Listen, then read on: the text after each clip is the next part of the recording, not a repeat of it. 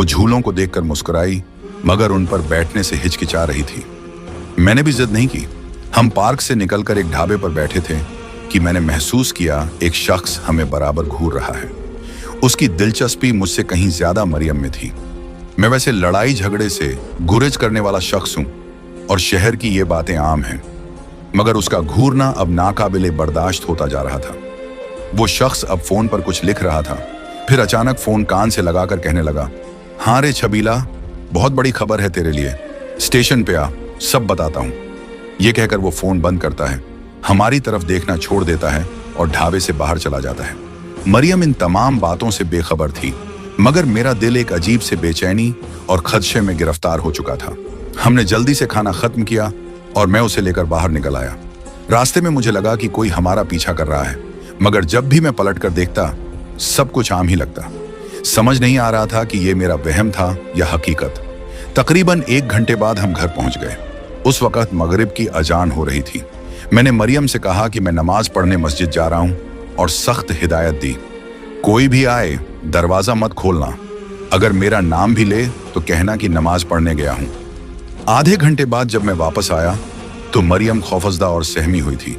उसकी आंखों से आंसू बह रहे थे। मैंने पूछा क्या हुआ, तो वो रोते हुए बोली, आपके जाने के कुछ देर बाद कोई शख्स दरवाजा जोर जोर से पीट रहा था, इतना कि लगा अभी तोड़कर अंदर घुस जाएगा। फिर शायद किसी पड़ोसी ने टोका होगा तो वो चला गया। मैंने उसे तसल्ली दी, शायद कोई बच्चा था जो डराने की कोशिश कर रहा था, या मेरा कोई पुराना दोस्त होगा जो मजाक में यह हरकत कर गया। मेरे कुछ दोस्त वाकई बेवकूफियों की इंतहा कर देते हैं।